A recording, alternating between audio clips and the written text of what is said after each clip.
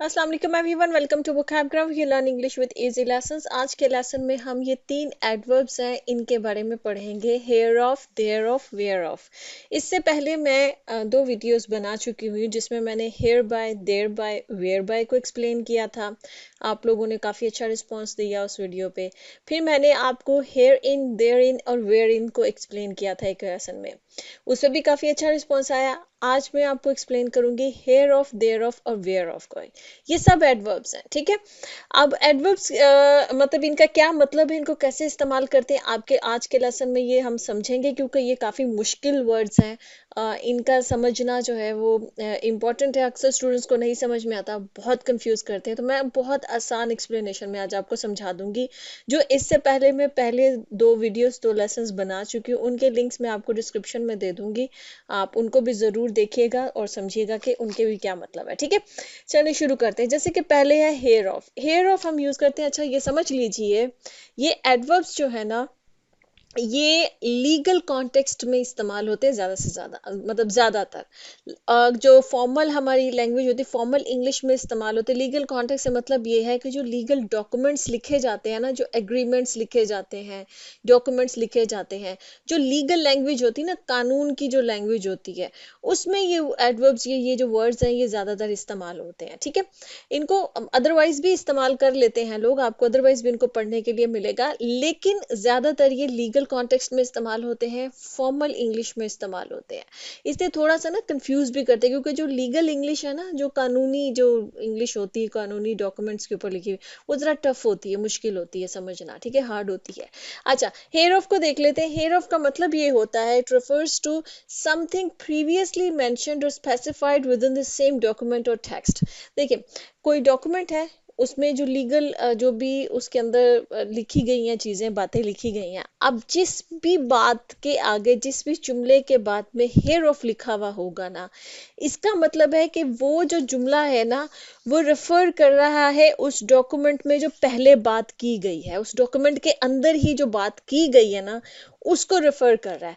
अभी समझ में नहीं आएगी, जैसे हम कहते हैं ना, इसके अंदर या उसके अंदर, इस सेंस में ये जो वर्ड है ना, हेयर ऑफ, इस्तेमाल होता है। आपको एग्जाम्पल से समझाती हूँ मैं। जैसे ये पहली एग्जाम्पल है, दिस लीज एग्रीमेंट। ये जो लीज के एग्रीमेंट्स बनते हैं ना, जब कोई चीज लीज पे दी जाती है, उसके एग्रीमेंट्स बनते हैं, ठीक है।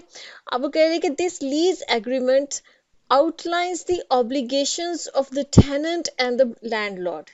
कि ये जो लीज का एग्रीमेंट बना है ना, ये आउटलाइन कर रहा है, मतलब उन सारी बातों को लिख रहा है। अब किन बातों को लिख रहा है? दी ऑब्लिगेशंस, के क्या क्या, मतलब ऑब्लिगेशंस होता है कि क्या किसी किसी इंसान के ऊपर क्या फराइज हैं, ठीक है। तो वो तब जो जरूरी है उसके लिए करना, जो मैंडेटरी चीजें होती हैं। Obligations of the tenant, tenant कहते हैं जो किराएदार होते हैं, तो किराएदार के, और लैंडलॉर्ड कहते हैं जो मालिक मकान होता है, ठीक है। तो जो मालिक मकान है और जो किराएदार के, दोनों के ऊपर जो ऑब्लिगेशंस है, मतलब उनके जो फराइज हैं, उनकी सारी आउटलाइन जो है ना, कि कौन कौन से फ्राइज होंगे भी, कौन से टेनेंट के, मतलब के किराएदार के फ्राइज हैं, कौन से लैंडलॉर्ड के, मतलब मालिक मकान के फ्राइज हैं, उन सब को ये लीज एग्रीमेंट, उन सारे फ्राइज को लिखा है, इसके अंदर आउटलाइन किया गया है। अब उसमें कह रहा है कि including the payment of rent, कि भी रेंट की क्या पेमेंट होगी, कितनी पेमेंट होगी, किराया कितना होगा, वो भी इंक्लूड है। एंड मेंटेनेंस रिस्पॉन्सिबिलिटीज, और जो मेंटेनेंस की रिस्पॉन्सिबिलिटीज हैं, मतलब कि वो किसके जिम्मे होंगी, हेयर ऑफ आगे लिखा गया है। यहाँ जो हेयर ऑफ लिखा गया ना, इसका मतलब ये है कि जब उसने कहा कि इस लीज डॉक्यूमेंट के अंदर तमाम ऑब्लिगेशंस जो है, जो टेनेंट की हैं, जो लैंडलॉर्ड की ऑब्लिगेशंस हैं, उनको आउटलाइन किया गया है, उनके बारे में लिखा गया है।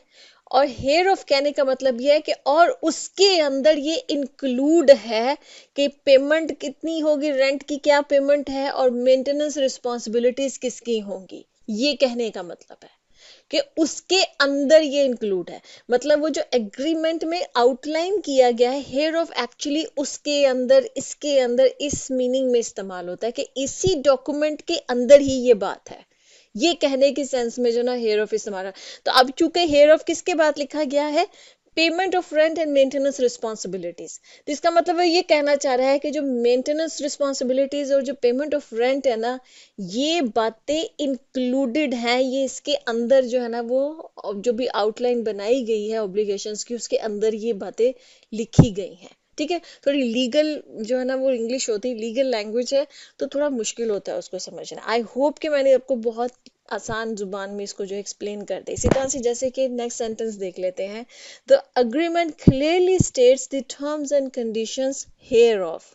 कि ये जो अग्रीमेंट है ना, अब कोई एग्रीमेंट है, उसका कोई डॉक्यूमेंट है, ठीक है, दो पार्टीज के दरमियान में कोई एग्रीमेंट हुआ है, उसका डॉक्यूमेंट है, वो कह रहे हैं कि अब इसमें जुमले में कहा जा रहा है कि ये जो एग्रीमेंट है ना, क्लियरली स्टेट्स, इसके अंदर बहुत साफ साफ बयान किया गया है, द टर्म्स एंड कंडीशंस के क्या शराइत है, हेयर ऑफ, इसके अंदर।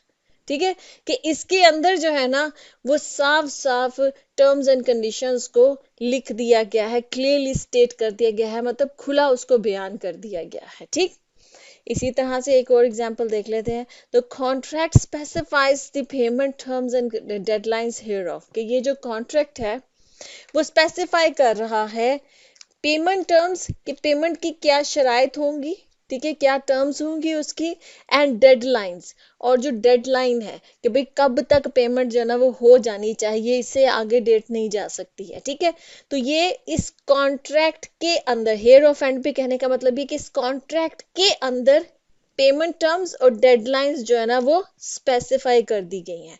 आई होप कि हेयर ऑफ समझ में आ गया। ठीक है, अब जो हम देख लेते हैं देयर ऑफ को।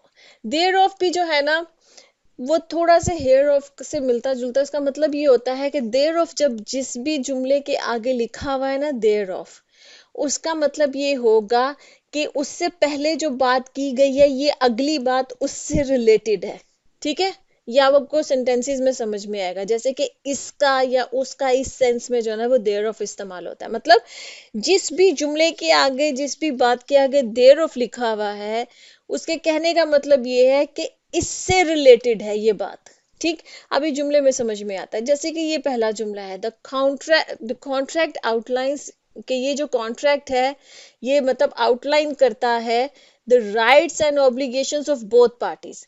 कि जो भी उस कॉन्ट्रैक्ट के अंदर, जो दो पार्टीज के दरमियान में जो कॉन्ट्रैक्ट हो रहा है, जिन दो पार्टीज या दो लोगों के दरमियान में, उनके तमाम हकूक और उनके तमाम जो फ्राइज हैं, उन सब को उस कॉन्ट्रैक्ट के अंदर लिख दिया गया है, आउटलाइन कर दिया गया है। And any breach thereof, और किसी भी किस्म की उसकी जो ब्रीच है, ब्रीच का मतलब होता है तोड़ना। ठीक है, मतलब किसी शिक को तोड़ देना, किसी कानून को तोड़ देना, किसी ऑब्लिगेशन को तोड़ देना, किसी फर्ज को।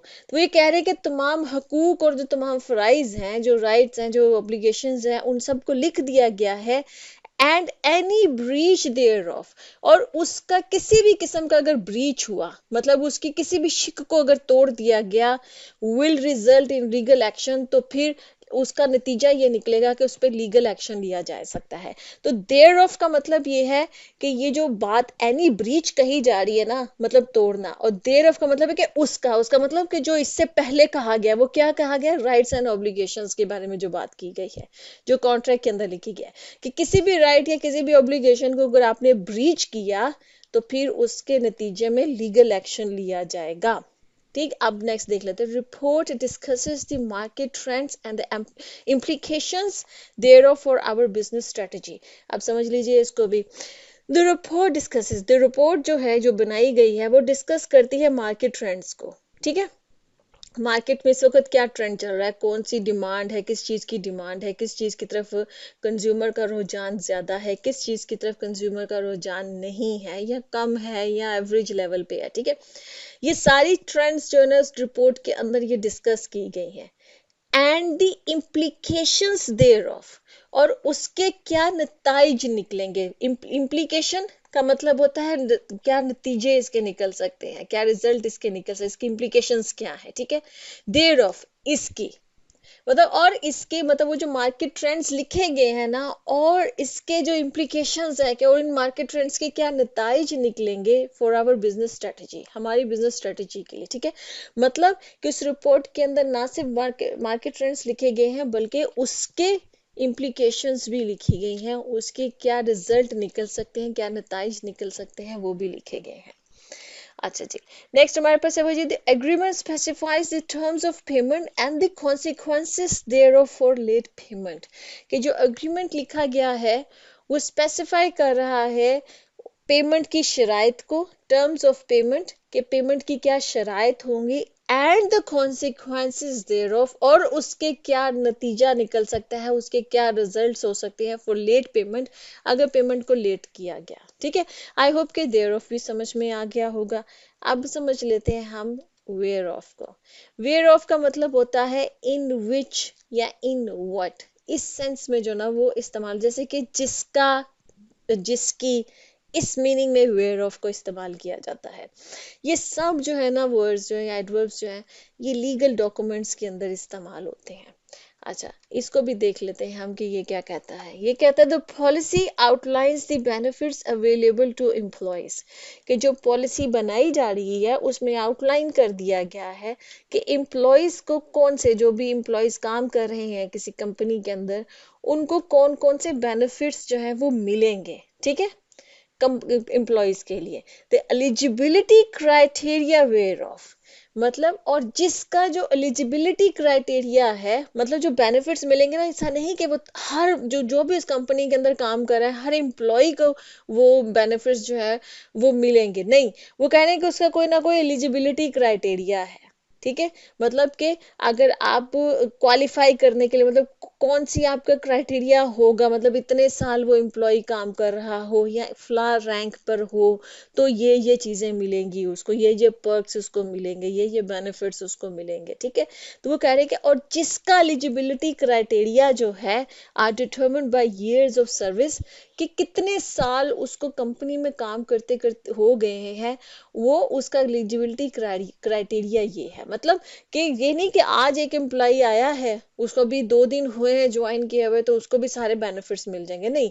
बेनिफिट्स तो उसमें पॉलिसी में लिखे गए हैं, और उसका जो एलिजिबिलिटी क्राइटेरिया है ना, वो डिटरमिन किया जाएगा कि उसको कितने साल हो गए हैं, इस बुनियाद पे कि उसको कितने साल हो गए कंपनी में काम किए हुए। ठीक है, तो ये जिसका और जिसकी के मीनिंग में इस्तेमाल होता है। इसी तरह से नेक्स्ट देख लेते हैं, the proposal suggest changes to the organisational structure.